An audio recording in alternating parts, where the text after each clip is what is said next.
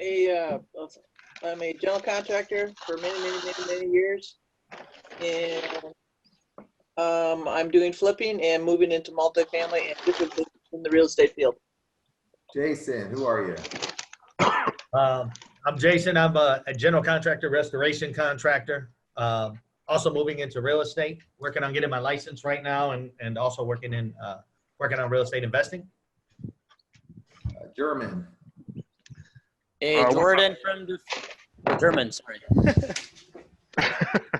Yeah, what's up, man? I'm a real estate agent from Tucson, Arizona. Cool. What's that? Oh, sorry. From Tucson, Arizona. Flipper.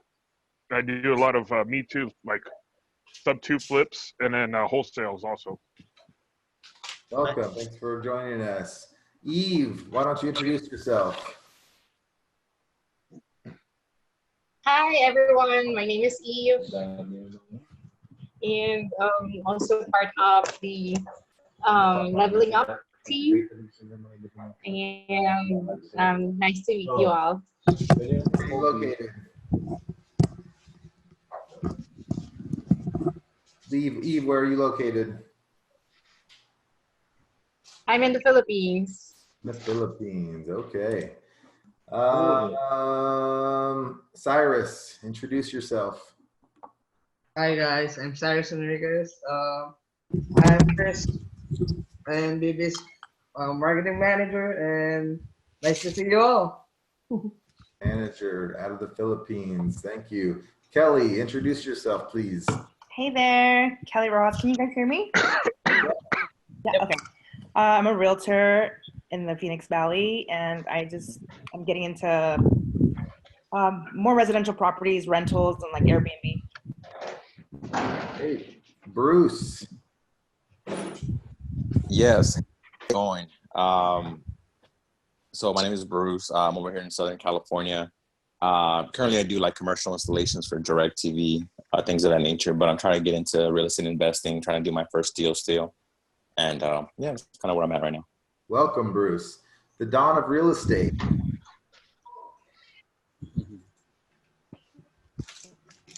Why don't you tell us who you are, where you're from, and what you do? All right, let's move on. We get everybody. Jordan. Yeah. There he is. So Hey, Jordan's guys. Jordan's our operations manager for our company. If you guys ever need any help with virtual assistants, Jordan, Cyrus, and I run a virtual service out of the Philippines. We have about a 20-person team, and we can help with everything from marketing to operations to whatever you need. To making coffee. Yeah. Thing that they can do virtually. And definitely we can help you with that. That's one of the things that we help you teach. Compound Effect is one of many books that we read in the book club. This one's a little bit more of the personal side, the personal development. A lot of times we're going to be working on business books such as Traction, Never Split the Difference, those types of books, because we want to be able to implement these into our business. But really, it kind of starts with the compound effect because it is personal. And if you want to have a thriving business, you have to be a thriving person as well. So, so that's why I thought it would be really good to do the compound effect. Another reason is because the compound effect is the book that introduces you to the Living Your Best Year Ever journal. And this journal has absolutely changed my life. Unfortunately, they discontinued it. You can still find it, but they don't really make it anymore. My group uses this, and just to show you a little bit about it. So, I mean, I'm tracking my life here. Over here, we have our main goals. Here we have our weekly rhythm register. So this is where I'm literally tracking every single day. What are my actions? What are my little things that have to happen? Little things like time with my kids, date night, affirmations, meditation, little things. Am I doing those little things to make the big difference? Over here, it talks about, what kind of personal development. And I love that because if you have to answer every single week on what you learned from personal development, you kind of got to be doing personal development, Yeah. right? If you're not reading anything, how do you learn anything? Skills you're developing and practicing, wins, losses, fixes, ahas, and then down here, they're always talking about gratitude. What are you grateful for? I think every day we should verbalize what are we grateful for, even the little things. Did you have a good night's sleep last night? That's amazing, you know? And then what else I learned from personal development and skills to study. So great journal, highly recommend it. I recommend you getting an accountability partner or 10 and meeting. We meet every Monday morning because I want it to be the most important meeting of the day of the week. Yes. Nothing kicks your Monday off better than your accountability group kicking you in the ass, making you do what you're going to do. What was that? Okay. So just to make sure we don't have any camera weird stuff going on, I'm going to mute everybody. If you want to talk, again, this is highly, highly interactive. I want everybody to read this book. I want everybody to put in their 2 cents and, you know, how this has affected you. This is pretty short, the 2 chapters, so this isn't going to be a very long one. So let's definitely get some interaction in here. So let's get started. Cyrus, thanks for doing the slideshow for us. It's much appreciated. I suck at slideshows, so it's a good thing that we have an awesome VA to do that. Oops, not share. Present. All right, guys, let's do this.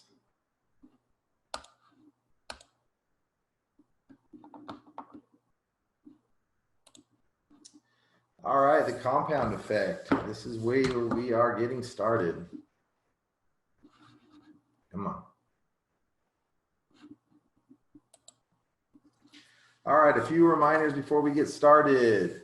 Number 1, Cyrus needs to update our slides because we don't meet on Thursdays anymore. We meet on Fridays, 10 a.m. Arizona time. So California, everybody else, it's gonna, you know, you got to see what time it is in Arizona and work with us. Of course, we're going to be live on Zoom here. We are definitely doing discussion time after this. Thoughts and insights are encouraged. Absolutely. Show up, do the work. Definitely, you want to be reading these books so you can interact. No distractions. When you're here, stay here. Keep an open mind and don't be a dick. Stay positive. That's why we're all here to grow together. So, Compound Effect by Darrn Hardy. A few things about Darrn Hardy. As you can see there, he started his first business at age 18. He's the publisher of Success magazine. Success is who used to print this one out. He's also obviously the creator of Living Your Best Year Ever. Darren, let's see, he's held executive positions at 2 personal TV networks and in 2010. So Compound Effect is officially 10 years old. Darren does like a daily video.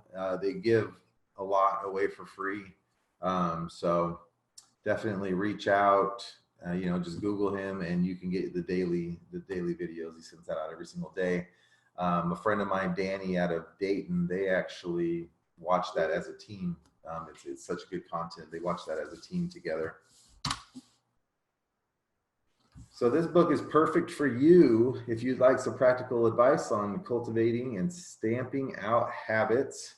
If you're frustrated that your life isn't changing as fast as you'd like it to, and if you're sick of quick wins and you're ready for serious long-term self-development.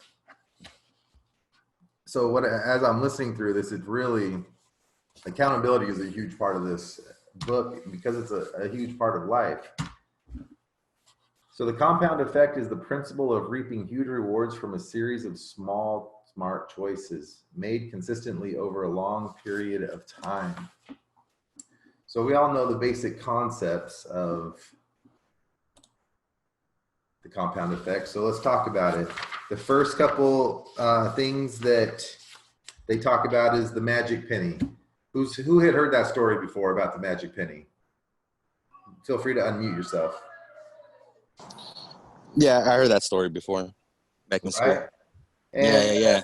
it's kind of crazy. You never really think about double, putting in double. And so that's a cool little thing. And then they move on to the 3 friends, and that kind of makes the impact. I think a lot of us who are in our 30s and 40s, we kind of realize that, in our 20s, maybe you didn't eat horrible, but every day you eat a little bit worse and a little bit worse. And then over the years, all of a sudden, 20, 30, 40 pounds go on, it's low. Has anybody experienced that? Does anybody else have a friend or two that has, over the years, that's kind of what happened? One is more sedentary, one is more active. You know what? I'll share with that respect, or with that question. When I read that part right there, I was able to relate. First of all, I just want to say that it kind of helps to see, for you to understand, right, the differences. But I do have this one buddy that ever since we're in middle school, even in high school, the first thing he would do when he got home from school was do his homework, and then we would go out and play. From middle school, always he would come home, do his homework. So he had his own routine, he had his own little habits, and he did it. Anyways, long story short, now he's like the most successful out of all the friends. Compared to, maybe some of us, where if, maybe we would have been doing those little things from day one, every single day consistently, maybe we'd be where he's at. So that's how I was able to relate to that. That's huge, man. That's big. And I guess that leads into kind of, what are we doing with our kids? A kid will eat what you put in front of them, you know what I mean? But typically we feed our kids what we eat, what we feel comfortable with. And so if our kids have bad diets by the time they're, 7, 8, 9, that's really on us. If you feed a kid broccoli or whatever, salad every single day, from the time they're little, they just acquire the taste. It's a habit. They don't even think about all the other stuff. Now, on the other side, if you make it a habit of letting your kids drink soda, what are the chances that they're going to grow up and be a soda drinker? Just because of those habits. And that's not to say they won't anyways, once they become a late teen and an adult, obviously they're going to make their own decisions, but having those ingrained values, I would say, is a big deal. What do you guys have? Do you have any experiences in your own life where a negative or a positive effect, something that was just really little that you just always did, a habit, has affected you on the good or bad side? Anybody have a story? Hi, Lucy. Welcome.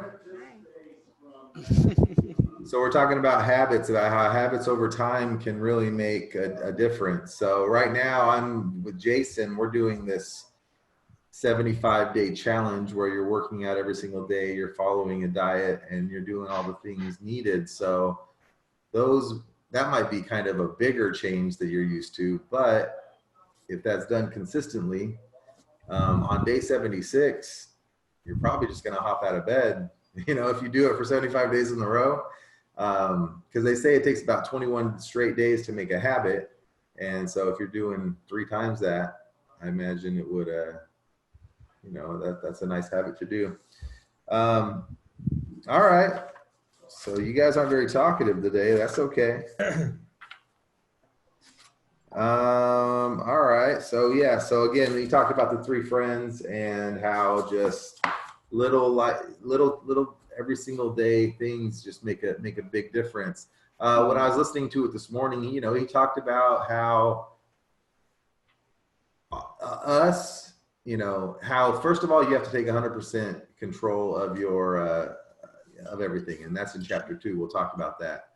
But he talked about how him not taking care of himself led to his low self-esteem, led to his lack of energy, led to this, led to this, led to that, led to him neglecting his wife, which led to her having a bad self-image, which led to her to doing this and hanging out with friends that aren't, you know what I mean? Yeah. So every little decision we make can have huge effects to not just us, but everybody around us. Mm-hmm. All right. He talks about the microwave mentality. A lot of the first chapter, it's kind of, we know this stuff. we know this stuff. It's not really new, but it's not something that we pay attention to either. So let's head back to the slide. Small, smart choices. So how do we implement? Number one, we need to decide to take full ownership of your life, even if you can't explain how you got there. So he talks in chapter 2, I believe it is, he tells a story about when he was at a seminar and they were talking about relationships, you know, who's in charge of, you know, how much should you put into a relationship, especially something like your spouse or something like that. And, you know, a lot of people would say it's 50-50, maybe 51-49. You need to give a little bit more, but really the truth is it's 100%. You can't, you know, you need to do everything that you can do to make that relationship right and make it work. And on the reverse side, you know, it's up to them to do 100% too. And we don't always do that. So that really resonated with me. Next, write down 6 seemingly inconsequential positive steps you can start doing daily. Yeah. Identify 6 seemingly inconsequential negative actions you can put a stop to. Okay, and then identify any areas where you've enjoyed success in the past, but may have been complacent and no longer improving. So I want everybody to answer, okay?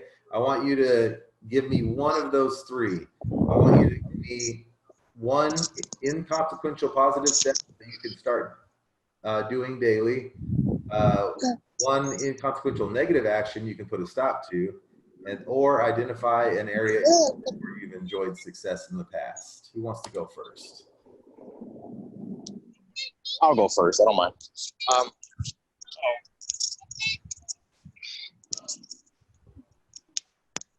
Sorry, guys. Oh, good. Got my my baby pulling out my ear phones here. The one that really resonated with me was the you know, taking 100% ownership. You know, just because I know sometimes I can, you know, being honest, can be stubborn, right?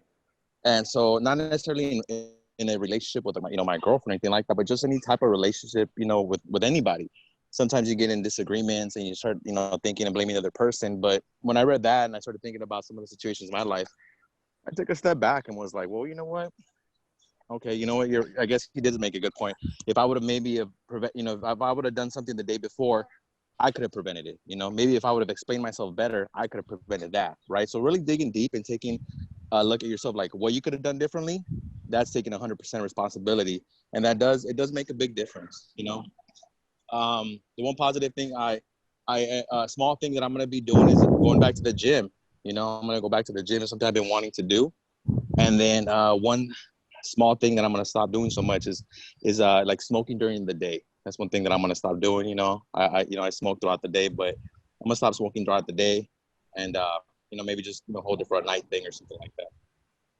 So those are 3 things that I'm gonna do in my life that'll help me. Thanks, Bruce. Thanks for sharing. Yeah. Who wants to go next? I have a few. I've been really trying to stop eating chips.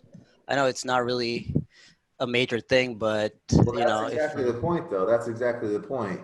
It is just a few chips, but how much salt is in there? You know what I mean? How many calories? Exactly.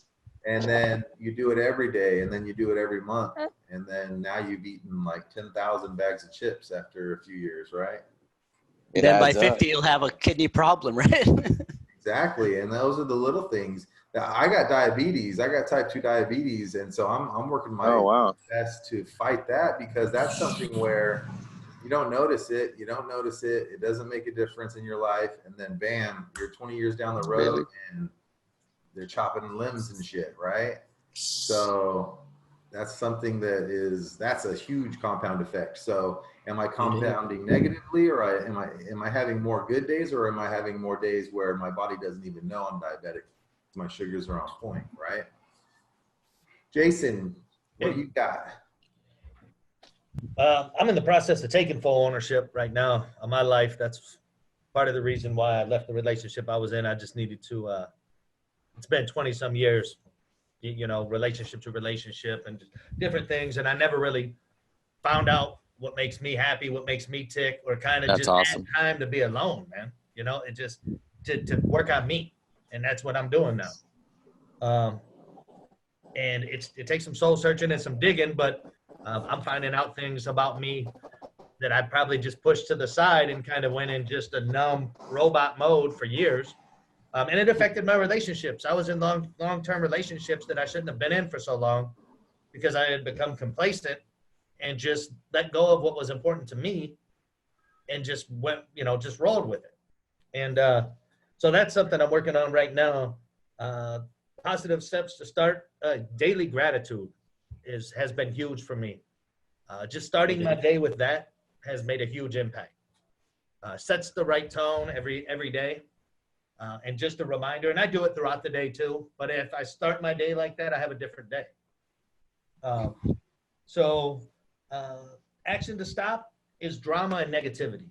I have a lot of people that come to me because they trust me, with whether it's office politics or whether it's something else, and they bring it and it turns into either a gossip freaking thing or just drama and draining. And I got to try to weed out, and I don't want to be an energy drainer. I'm working on that myself too.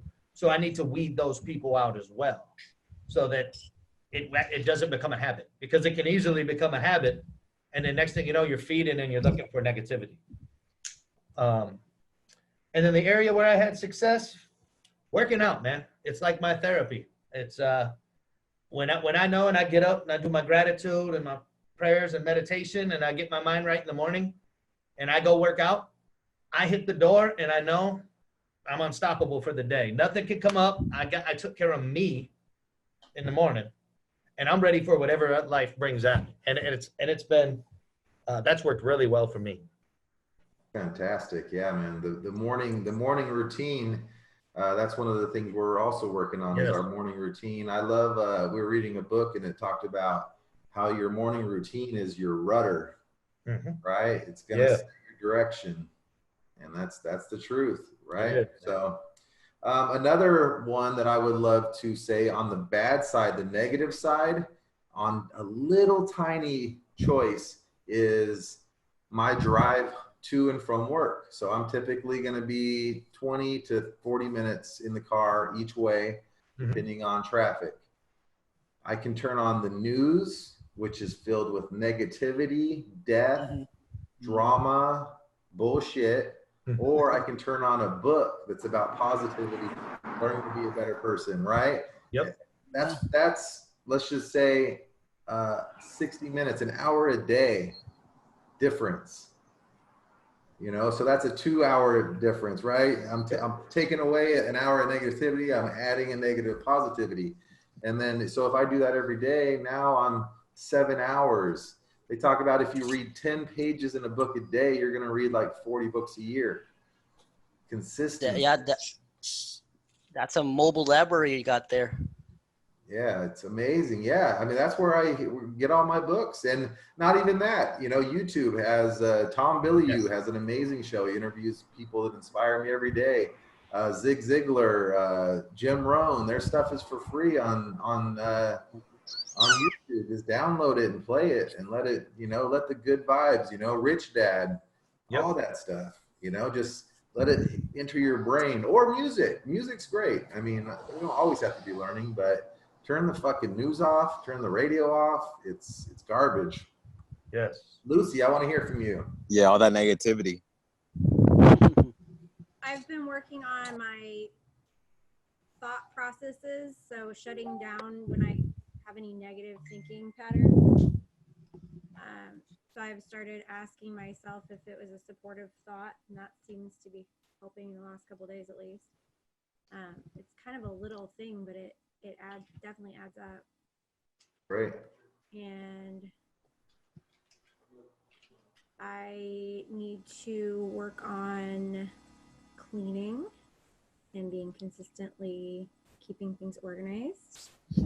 That's a great compound effect right there, because if you just pick up every day a little bit, if you spend 30 seconds a day, you don't have to spend 3 hours on a Saturday. That's true. Definitely. And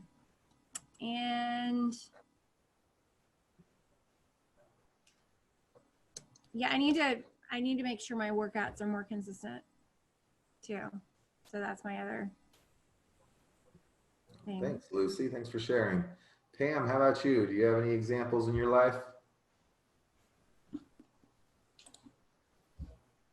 As far as positive and negatives? Yeah, so give us an example, just one of any an inconsequential positive step that you can start, or an inconsequential negative action that you can stop doing, or just I have a lot of stop doings. all right, give me a couple My of them. house is full of construction stuff. It's just full. It's creeping into the house. The garage is full, the shed is full, and now I'm walking down an aisle to get out of my house. Right. Because I don't want to leave the stuff at the job site until it's attached. You know, I got lights, I got doors, I got all sorts of stuff. Yeah, so my house isn't even a house anymore. So my work is with me 24/7. And that's not a good thing. And I really don't take time for personal life. So somehow I got to figure out that, because if you find a good deal, then I pick up the good deal for the next flip. It's like, okay, I used to have a house large enough that I could use the whole lower level. That was my warehouse. So I can imagine even subconsciously that just puts a strain. You just see it like, work. Well, Yeah. and it's paperwork piles up, so the piles get bigger and bigger, and it takes longer to restart. Yeah, it's a sick cycle. I have to force myself out to go to these meetings because I don't like how I look. So even though no one perceives me like that, probably, but I don't like it, so I don't go. But I am starting to get back out there with some of the women's groups, and they remember me from when I first moved here 4 years ago. So the phone's starting to ring and other things like, I remember you, let's do something. So I'm back in front and they remember who I am. So I guess that was the insequential positive that I started when I first moved here. So I'm getting more access to private funds because of that. Because I'm still here, I'm still succeeding. So despite all the odds of moving here and not knowing anybody but one person, I'm hanging in there. Great, thanks, Pam. I think that's another fantastic compound effect. Think about that. What if every week you went to a networking event? And not only that, what if every week, 2 days after your networking event, you followed up with every single person? Yeah. And then, so let's just say that was 5 people a week. That's 25 people a month. That's 300 people a year. What if you network with, and followed up with 300 people a year for whatever industry you're in? Would that have a significance in your business? Oh, huge, huge. Right?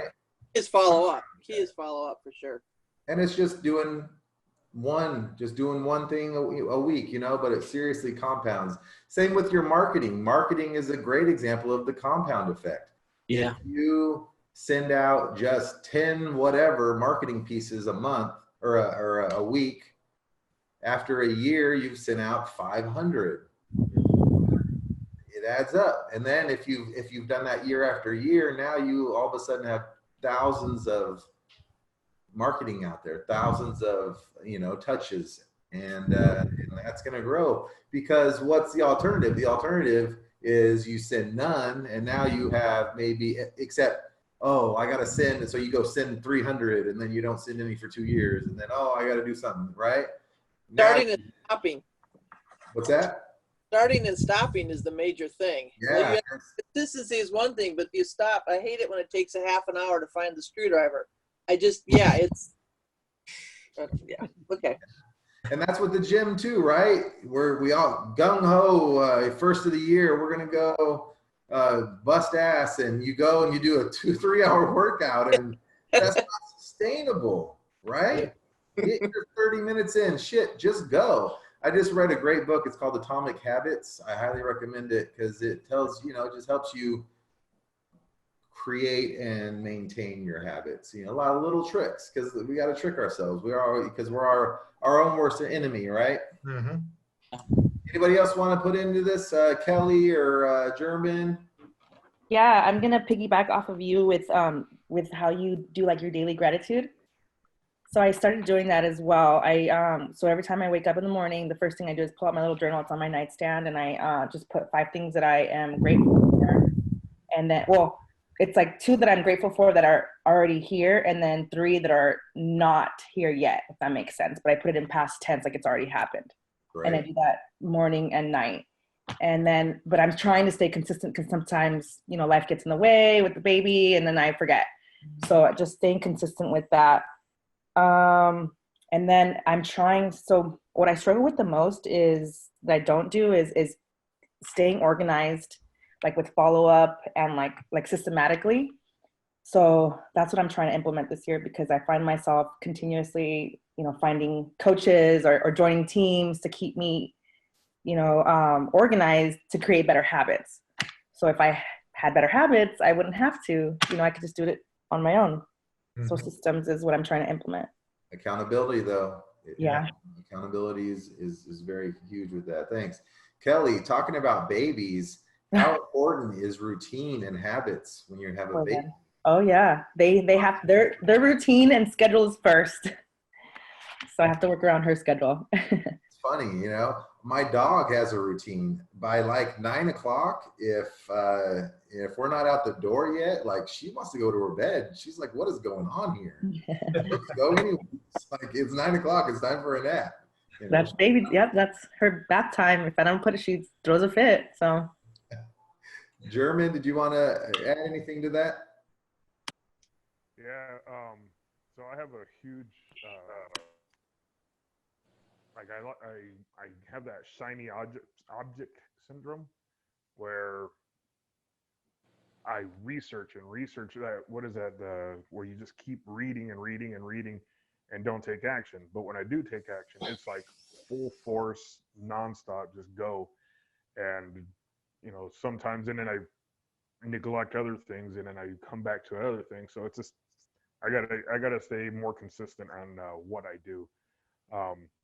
Good things is, though, I got a 18-year-old son who, he and I are doing real estate together now, and he is full force. He's gotten, you know, he's doing the wholesaling thing right now, and he's gotten, I think 6 houses sold within like a month and a half. So he's doing amazing right now. So that's my plus part on that. So everyday goals is just, you know, back in the gym, I guess. So. Hey, the gym and lead generation. You know, in our business, you do those 2 things, you're going to be feeling good, and your pocketbook's going to be fat too. So you'll be skinny, your pocketbook will be fat. I don't want to be skinny. I want to get bigger. There we go. Whatever. All right. Let's get a little Instagram. Okay. All right. Let's move on. We got JD in the house. What's up, JD? All right. So yeah, definitely write out your summary action steps at the very end of the chapter. Write out a few excuses you might be clinging to. Example: not smart enough, no experience, wrong upbringing, don't have the education. Decide to make up in hard work and personal development to outcompete anyone, including your old self. Your old self. Think about that. B. Scott, write out half a dozen small, seemingly inconsequential steps you can take every day. Don't be Brad. Write down the small, seemingly things you can stop doing. So everybody make your list for next week. And then list a few areas, you know, I think that's kind of where the gratitude comes in. Consider whether you could be taking those for granted and not continuing to improve, and are in jeopardy of having that complacency lead to future failure. Tony Robbins talks about the worst place you can be is where you're unhappy, but you're not so unhappy that it matters. And that's the death spiral right there. So challenging yourself. Chapter 2.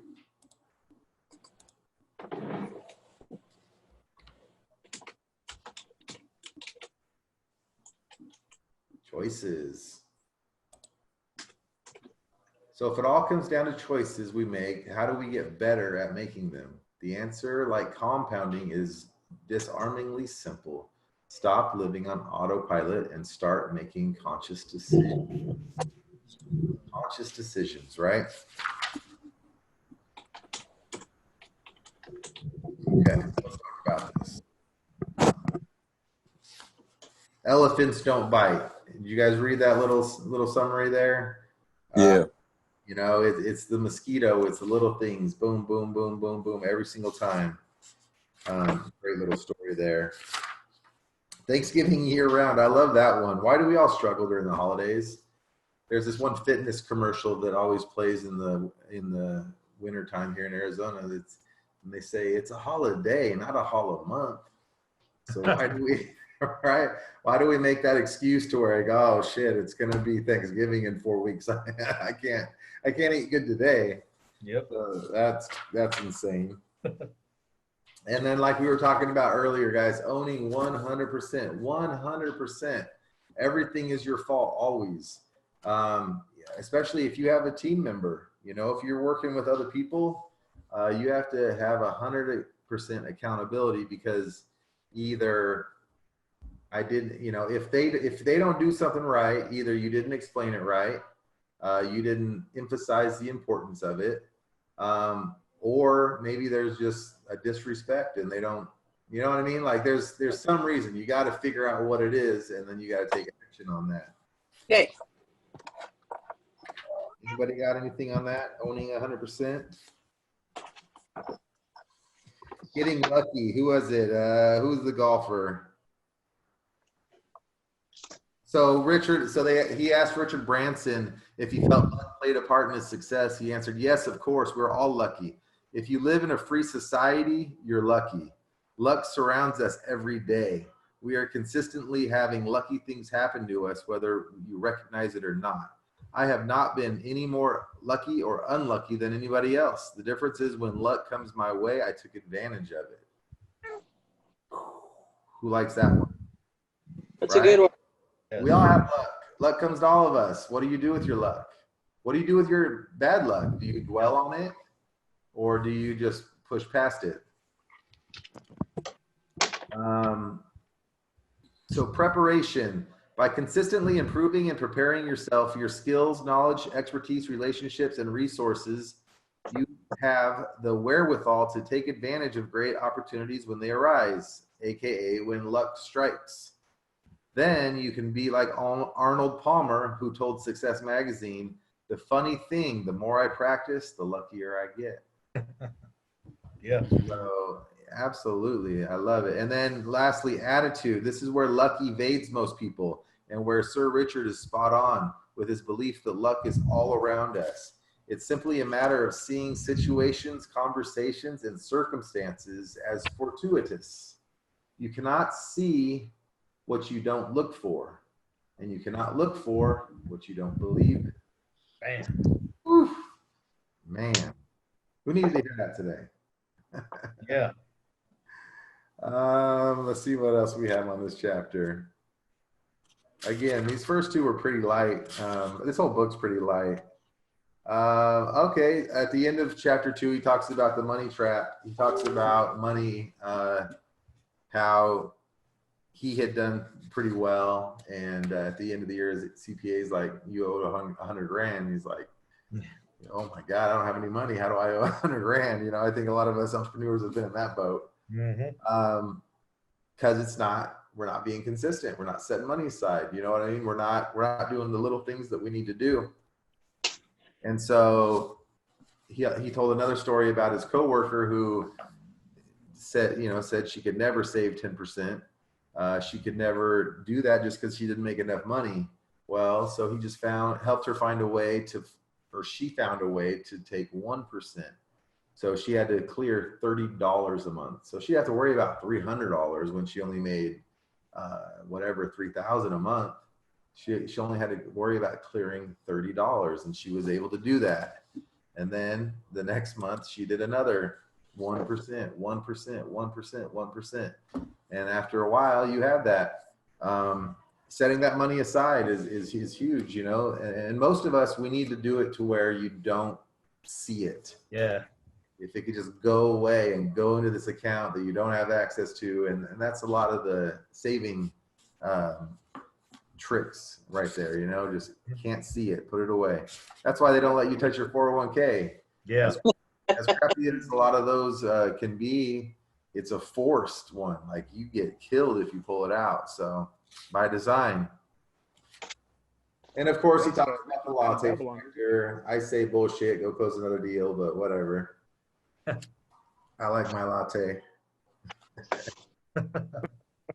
And I guess it's what part of your life are you in, right? Yeah. For a lot of these books, even though Darrn Hardy is certainly somebody who works with entrepreneurs and business owners, this is a lot of kind of job mentality, because most people aren't even commission based, so they're kind of stuck, right? They got to show up and they're going to get paid, and they literally have this much, and they don't really have a way of making another any more money. Luckily, when you're in sales, when you're in the types of business a lot of us are in, hustle goes a long way. You can literally go make that up. So when you are limited and there isn't an abundance yet, definitely, the little things in life, don't buy a Starbucks, make a Starbucks. All right. What else did we have on this chapter? We talked about the money tree. Success is a half marathon. All right. This was another good story. I'm sure you guys all read it. So this overweight lady said, I could never run a half marathon, right? I'm too out of shape. I'm too overweight. It just couldn't happen. And long story short, this lady was able to do it. The way she was able to do it was baby steps. Who's seen What About Bob? Yeah. Oh yeah, that's classic. Right? Baby steps, little baby steps. So she didn't try to go run it all. She marked out a mile and she walked 1 mile. And a lot of people are just going to be so negative. Well, I could barely walk a mile. How can I run 13? Well, you got to work to that, right? Of course you can't do it. If you try to go run 13 right now, you're going to kill yourself. So she walked a mile. And then once she got okay at walking a mile, then she put the marker out, just another 300 feet. So after a few weeks, now she's walking 2 miles. And then she starts jogging, and don't kill yourself because you can't jog the whole way. Jog until you can't jog anymore, and then walk. And then when you can jog again, jog, right? It's only just doing the best you can, but it's doing the best you can. And then, obviously, so she starts running more. All of a sudden, now she can run a whole mile without stopping. And then over a very long period of time, she's able to complete a half marathon. But that's because if she would have stopped in the middle, of course, then she wouldn't have been able to do a marathon, right? She would have had to start over again. So it was a compound effect of a little bit every single day that helped that happen. So let's go back to the book.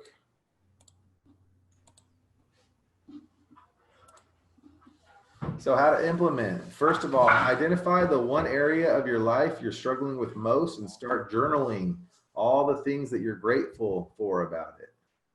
Second, identify and assess an area of your life you want to change and that you're not taking 100% responsibility for.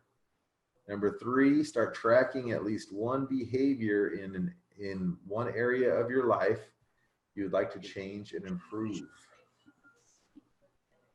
All right, so let's talk about this. So 3 things that we're talking about. One area of your life you're struggling with and that you need to start journaling about and start finding the grateful side of it. Identify and assess the area of your life you want to change and you're not taking 100% responsibility, and start tracking at least one behavior that you would like to change and improve. So why don't we start with that last one? What is one behavior you want to start tracking so you can improve it? Cyrus.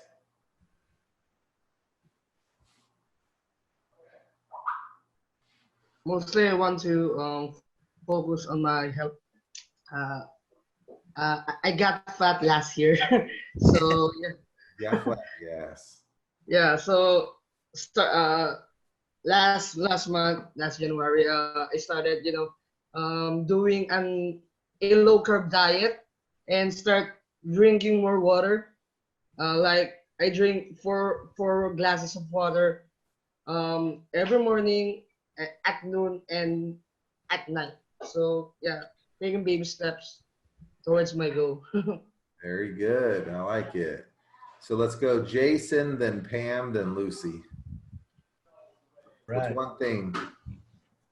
Oh, one behavior I think is overcommitting. Okay. I find myself doing it, and you know, yeah, I can say it's the best of intentions and blah blah blah, but you're actually judged. You know, your actions are what matter, and I find myself trying to pack 28 hours into a day that only has 24 hours in it, and you know, maybe that's part of like people pleasing and kind of being a yes man, just wanting to be, you know, save the day all the damn time instead of being realistic and learn to say no. That's true. If I can't do it, I can't do it. Instead of putting myself in a situation with that unnecessary stress to try to do it when I know it's going to be 26 hours in a 24-hour day, it's not possible. All right. There you go. So you need to scale back your expectations so you don't fail. Yes. Perfect. Pam, I'm gonna have to go along with what he just said. taking It's on just- too much? Yeah, it's just not ending. You know, the phone rings. Yeah, we'll try that. And then people don't show up, and then I feel like I'm setting myself up, and then I'm scrambling again. Yeah, it's just my living is based on utilizing other people, obviously, especially with the general contracting, and I take that all on. And if they don't show up, that just puts me behind, and then I'm struggling to use other people that probably aren't as good. Then I have to end up doing part of it myself. It's crazy. It's the part where I want to do something different. And That and health, because I used to physically be able to do a lot of this, and I'm not able to do that right now. so maybe a big one for you might be the 100% accountability, right? Because you can be like, God damn it, this contractor this contractor that. Well, how do you own that and say, hey, either I didn't communicate it well enough, or I didn't this, or I shouldn't be hiring these guys? That's it. It is. It's kind of like the captain in the ship. I have to explain to the homeowner and or investor, and then I have to make it right. That is true. Very good. All right, we're gonna go Lucy, then Bruce, then Jordan. Kelly said something in the group chat. Oh, budgeting better. Frivolous spending on Amazon because it's too easy. Oh my gosh, Kelly, by design, absolutely by design. So maybe put a lock on, or maybe make it a two-step process.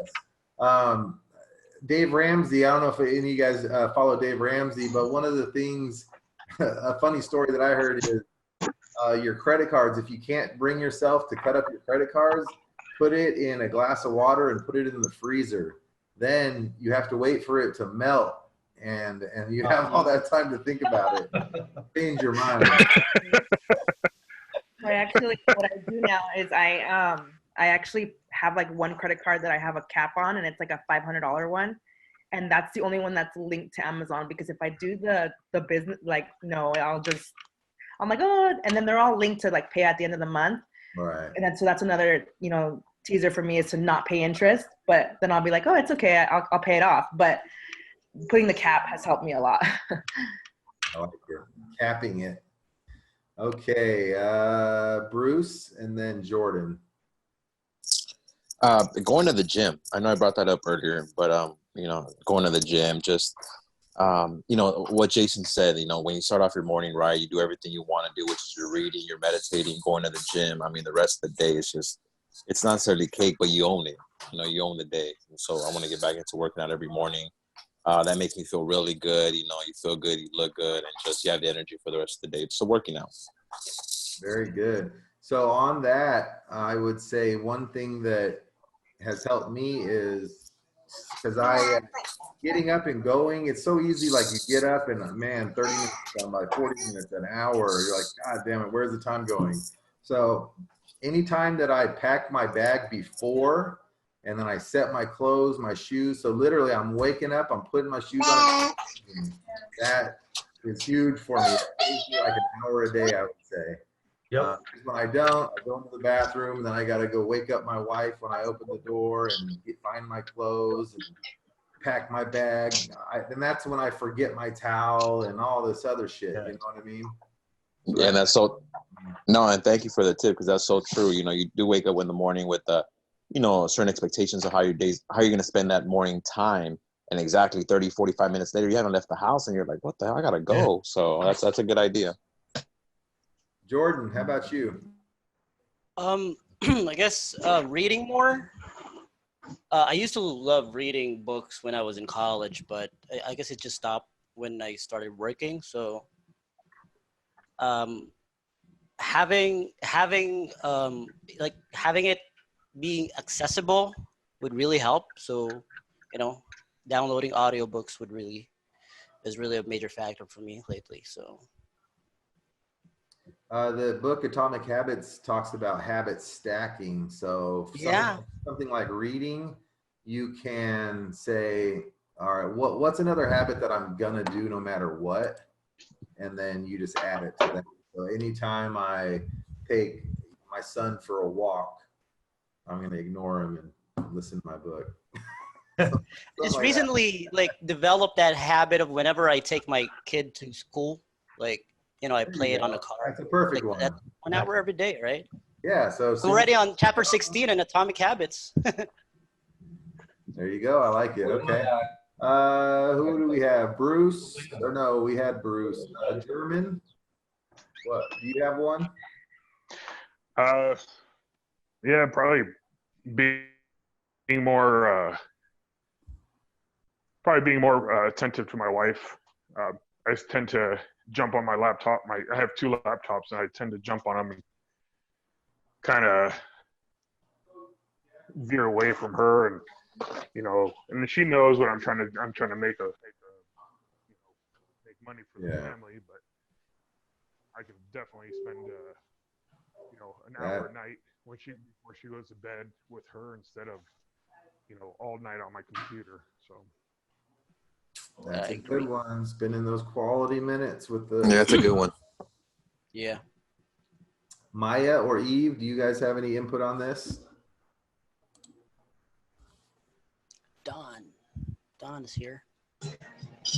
Don, welcome, Don. All right, guys. So let's wrap this one up. So next week we're going to be reading chapters 3 and 4. Chapter 3 is about habits. Chapter 4, let's find that one. Chapter 4 is momentum. So we are reading from pages 55 to 117. All right, and then be prepared to discuss. It's very short. It's real easy stuff, guys. And then the next week 3, we will finish the book, and then we'll start talking about rolling into our next book. So thank everybody for showing up. Right on. Next Friday, 10 a.m. we'll be here on Zoom, and Maya will be sending everything out as far as links and all that. So go ahead and share our group. I appreciate it. If you guys haven't applied, if you haven't entered to win the book yet, let me know. And you can. I know you already got one, but it's a great thing to give away. Yeah. Give away a week, a book a month, and see what that effect has on your life as well. So. Oh yeah. All right, guys. I like that. Have a good one. All right, man. Have a good night. Have a good one, everybody. Later. Right. See you next week. Next week.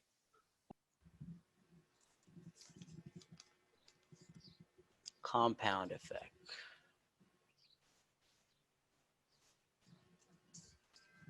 I like the last part. I need to spend more time with Jojing. I spend a lot of time with her, but not really talk about stuff that she really likes to talk about. So